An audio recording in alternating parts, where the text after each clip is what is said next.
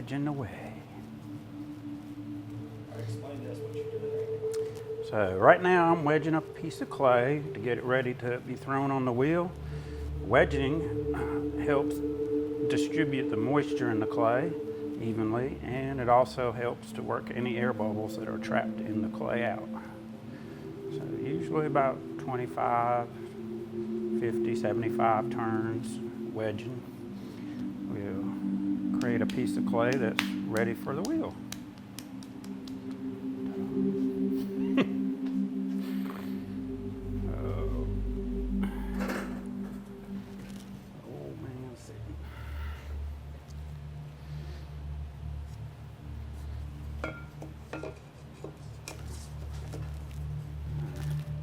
If I sound terrible, we're just gonna put music to the whole thing. There won't be any talking. I already got music. Yeah, we're good. Okay. A theme from Superman? Yeah. I'm messing with you.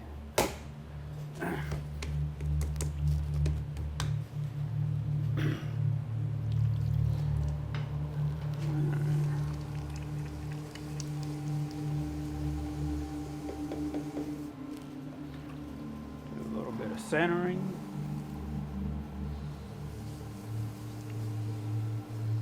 Some coning.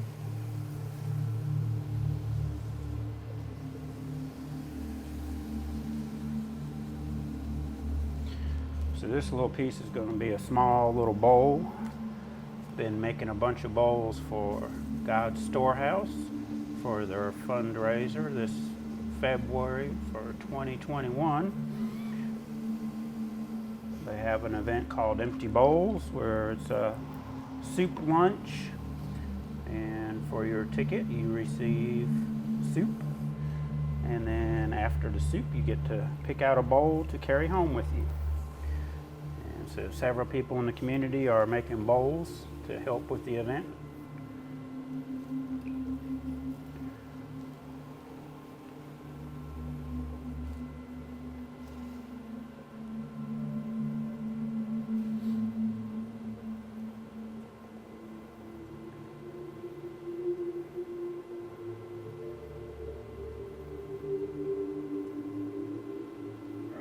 Start with one of the questions on here because I think it might be kind of neat for people to know that. How did you acquire your particular skill, and who mentored you and encouraged you? Well, I have a degree in art education, but I concentrated in ceramics at the University of South Carolina. Went to school at Rhode Island School of Design for 1 year, and then went down to South Carolina, in Columbia, South Carolina.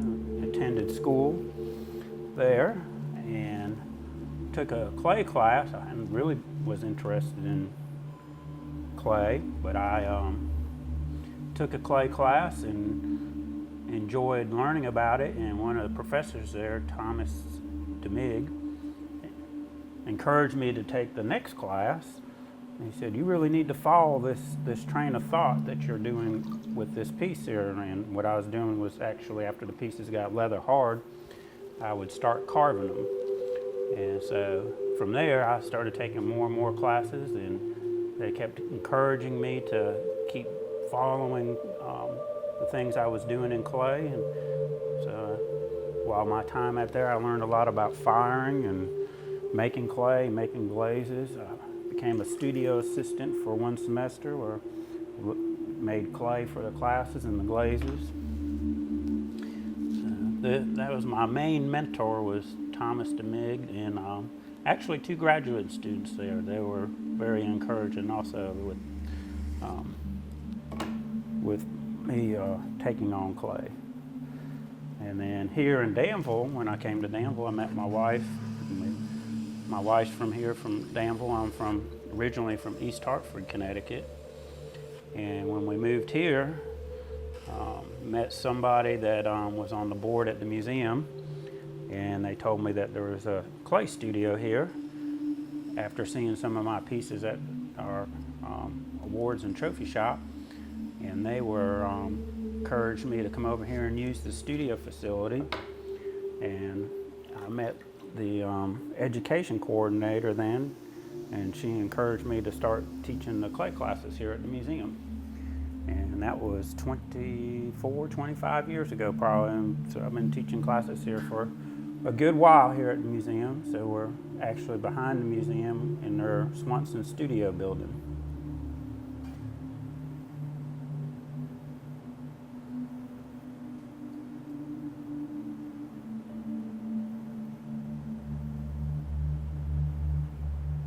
When did you start becoming involved with the DMFAH Art on the Lawn event, and why do you think the event is important to have in the Danville community?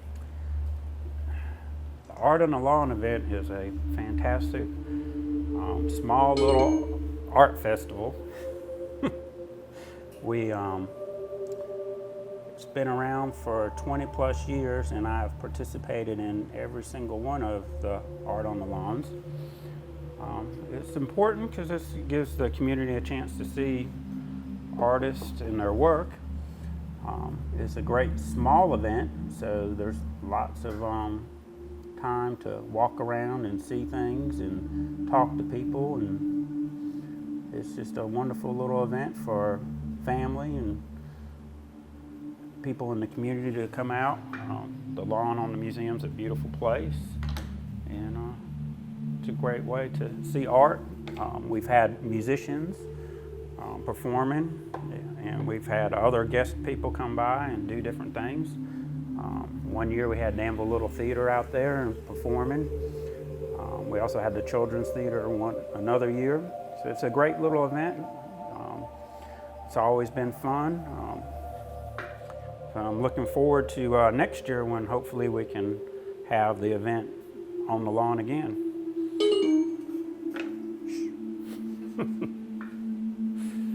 All right, I think we're done with this bowl here. I guess we can pause now. We'll get rid of my phone. All right, we're gonna make a vase next, and this is about 14, 15 pounds of clay. It's gonna take a few minutes to center it and open it up. So while we're doing that, it's gonna be just some background music.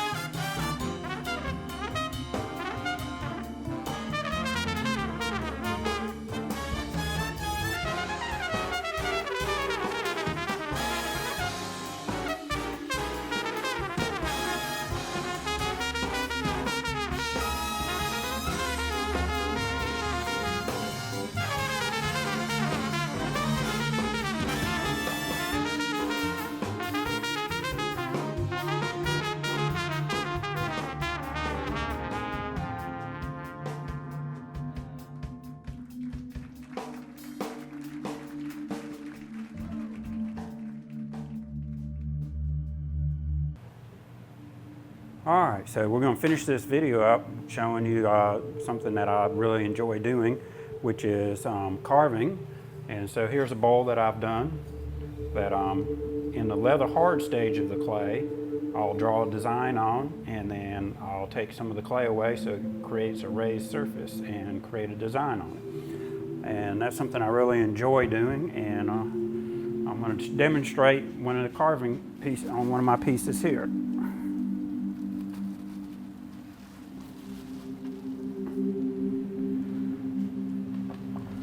So this is a piece I threw a couple days ago, and so now it's leather hard. It's going to allow me to be able to draw on it and carve some of the clay away. So the first thing I do is actually just draw whatever I'm going to carve. So I'm going to just draw some fish on here.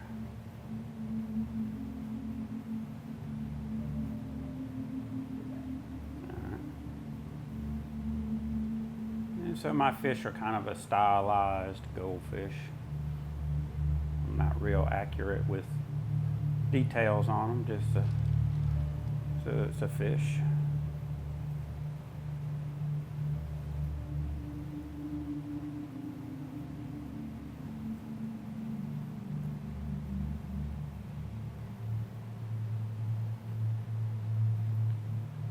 And sometimes I like to draw bamboo, mostly aquatic scenes. Now, what artists were you inspired by?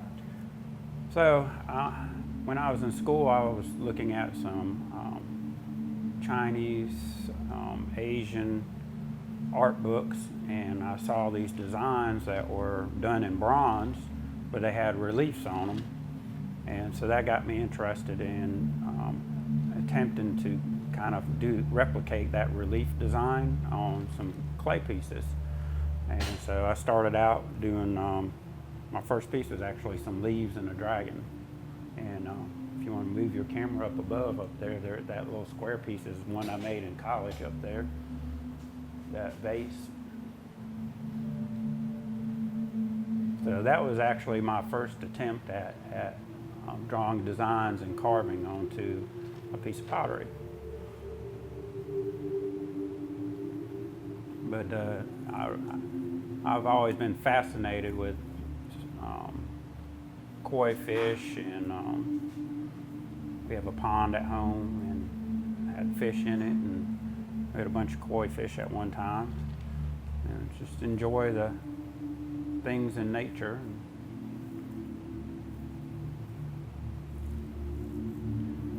And so once I have my design down, what I like to do is come and make the relief part, the fish. So I'll start with some of these tools, and then I'll just start taking the clay away.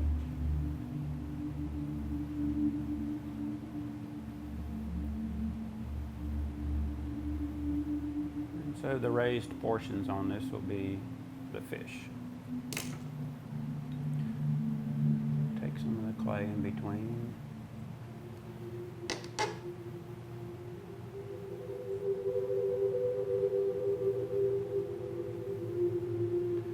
I hope everybody's enjoying this video. It's not a great substitute for art on the lawn, but I'm missing art on the lawn. I miss interacting with a lot of people that come to see me at Art on the Lawn, and I like visiting with the other artists and talking about art and the different things that are going on. So hopefully we'll be able to see everybody again next year. So my artwork can be found and bought at Awards and Trophy Shop and Custom Framing, and you also can see pieces for sale at the Danville Museum gift shop.